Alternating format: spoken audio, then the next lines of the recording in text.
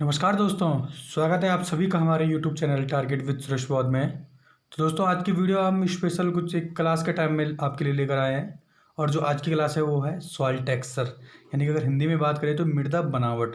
और इस टॉपिक से पिछली बार भी एक क्वेश्चन आया था, तो हमने सोचा क्यों ना इस टॉपिक को ही थोड़ा डिटेल में आप लोगों को बता दिया जाए। ठीक है फ्रेंड्स, तो चलते हैं दोस्तों। सॉइल टेक्सचर होता क्या है? तो दोस्तों, आप सभी से एक रिक्वेस्ट है कि अगर आपने हमारे चैनल को सब्सक्राइब नहीं किया तो चैनल को सब्सक्राइब करिए, ताकि आप लोगों तक जितने भी पशुधन प्रसार अधिकारी या अदर साइंस से रिलेटेड कोई भी एग्ज़ाम की तैयारी कर रहे हैं उनके लिए ये वीडियो पहुंच सके। ठीक है फ्रेंड्स, चलते हैं। सॉइल टेक्सचर की बात करें तो वीडियो को अंत तक देखना बिल्कुल ना भूलिए।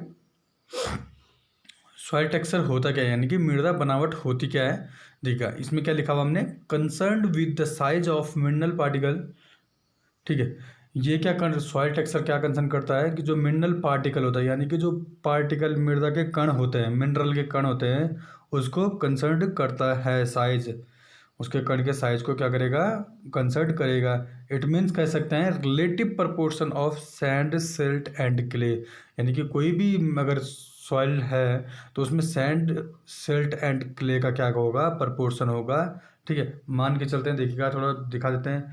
ये क्या है हमारा, कोई मैंने इसमें डायग्राम बनाया है, कोई सॉइल है। ठीक है, इसमें क्या होगा, इतना 80% सैंड हो सकता है, सैंड हो सकता है, ये सिल्ट हो सकता है, और ये क्या क्लेस हो सकता है। तो ये टोटल तीनों को मिलाकर, इनका प्रोपोर्शन मिलाकर क्या होगा, एक पार्टिकल बनेगा। ठीक है, ये क्या बनेगा, एक पार्टिकल बनेगा। इसी तीनों को मिलकर क्या बनती है, मृदा बनती है। ठीक है, ये मृदा बनावट यानी कि सैंड सिल्ट क्ले मिलकर इनका ही प्रोपोर्शन करते हैं। ठीक है, आई होप आपको मृदा के बारे में थोड़ा बेसिक समझ में आया होगा। सैंड सिल्ट का बनावट को क्या कहते हैं, एक पार्टिकल कहते हैं। ये पार्टिकल यही पार्टिकल आपस में मिल जाते हैं तो क्या बन जाता है, सॉइल स्ट्रक्चर भी बन जाता है। और एक चीज़ याद कर लीजिएगा दोस्तों, सॉइल टेक्सचर कभी भी, जो ये सॉइल टेक्सचर होता है ना, ये कभी भी चेंज नहीं होता है। ठीक है, ये क्या है, सॉइल की बेसिक प्रॉपर्टी होती है सॉइल टेक्सचर। ये हमने लिखा है, it is called basic property of soil. इसको क्या कहा जाता है, बेसिक प्रॉपर्टी सॉइल की कहा जाता है। ठीक है दोस्तों, ढंग से सुन लीजिएगा। काफ़ी लोगों के कमेंट आए हुए थे कि सर हिंदी में आप नोट्स तैयार कर दीजिएगा। हिंदी में नोट्स हम आपको हिंदी में पूरा डिटेल में बता रहे हैं, तो आप क्या करिएगा, सुनकर अपना नोट्स तैयार कर लीजिएगा हिंदी में। ठीक है, इसको क्या कहा जाता है, बेसिक प्रॉपर्टीज, मृदा की बेसिक प्रॉपर्टी भी कहा जाता है। और ये क्या होता है, टेक्सचर, सॉइल टेक्सचर कभी भी चेंज नहीं होता। सैंड सिल्ट क्ले के अमाउंट से ऊपर नीचे हो सकते हैं, लेकिन इन तीनों को मिलकर ही क्या सॉइल टेक्सचर बनता है, यानी कि सॉइल का एक पार्टिकल बनता है। और पार्टिकल मिलकर क्या बनेगा, सॉइल स्ट्रक्चर। ठीक है, मृदा संरचना बनेगी। ठीक है फ्रेंड्स, आई होप आप लोगों को इतना बेसिक कंप्लीट समझ में आया होगा। चलते हैं, mechanical analysis of soil separates example the percentage of sand silt clay. ठीक है, ये देखिएगा परसेंट कि मैंने क्या बोला, सैंड का थोड़ा कभी कम हो सकता है, सिल्ट का भी कम ज़्यादा हो सकती है, क्ले। फिर भी क्या, the percentage of sand silt and clay done by hygrometer. ये किसके द्वारा डन की जाती है, हाइग्रोमेट्रिक मेथड के द्वारा डन की विधि का प्रयोग करते हैं, हाइग्रोमेट्रिक। ठीक है, हाइड्रोमेट्रिक मेथड इसमें यूज किया जाता है इनके परसेंटेज को निकालने के लिए, सैंड सिल्ट एंड क्ले को। चलते हैं दोस्तों, अब जो इम्पोर्टेंट है, बहुत ही ज़्यादा, वैसे तो पूरा वीडियो हमने इतना डिटेल आपको बताया है, लेकिन अब क्या है, क्लासिफिकेशन ऑफ सॉइल, जो कि हमेशा एग्जाम, चाहे कोई भी एग्जाम हो, चाहे वो एग्रीकल्चर से हट के हो या आप किसी भी एग्ज़ाम की बात करें, तो ये सैंड सिल्ट के लिए हमेशा एग्ज़ाम में आता है। तो आप लोग थोड़ा इसमें नोट भी कर लीजिएगा। क्लासिफिकेशन ऑफ सॉइल पार्टिकल्स, मैंने क्या बोला, पार्टिकल किससे मिलकर बनता है, सैंड सिल्ट क्ले से मिलकर ये एक पार्टिकल बनेगा। और ये पार्टिकल आपस में मिक्स हो जाएंगे तो क्या बनेगा, सॉइल स्ट्रक्चर बनेगा। अगर हम देखिएगा क्लासिफिकेशन, हम वैसे क्लासिफिकेशन बहुत सारे हैं, लेकिन हम सैंड सिल्ट क्ले की बात करें, अलग अलग डायमीटर होता है।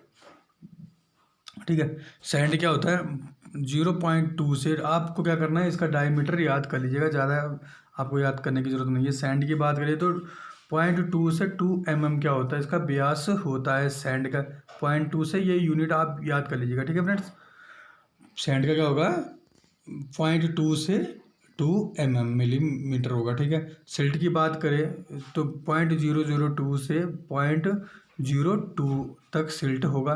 जबकि क्ले की बात करें, क्ले यानी कि चिकनी मिट्टी जो चिकनी होगा, उसका लेस देन क्या होता है, 0.002 से क्या हमेशा कम होगी क्ले। ठीक है फ्रेंड्स, आपको क्या करना है, ये यूनिट याद कर लीजिएगा। सही है, चलते हैं फिर देखिएगा थोड़ा सैंड के बारे में और डिटेल जानते हैं। सैंड भी दो प्रकार की होती है, देखिएगा कोरस यानी कि मोटा, और फाइन मतलब बारीक। अगर मोटी बालू की बात करें तो 0.2 से लेकर 2 तक क्या होती है, मोटी बालू होती है। हमने क्या बोला, पॉइंट। और जबकि फाइन की बात करें तो 0.002 से लेकर 0.2 के बीच में बारीक ये क्या होती है, बालू होती है। ठीक है दोस्तों, अब आपको क्या करना है, पेपरों में कई बार क्ले के बारे में पूछा जाता है, ये काफ़ी इंपॉर्टेंट है। क्ले का हमेशा पूछा जाता है पेपरों में, कोई भी होगा, क्ले का पार्टिकल साइज कितना होता है, डायमीटर कितना होता है, तो लेस देन 0.002 होता है। ठीक है फ्रेंड्स, आप इसको याद कर लीजिएगा। चलते थोड़ा थोड़ा और आपको समझाते हैं इसके बारे में डिटेल में आपको। ठीक है, if soil contain more than 85%, अब थोड़ा यहाँ पे चलते हैं, तब फिर आगे आपको डायग्राम के बारे में समझाएंगे।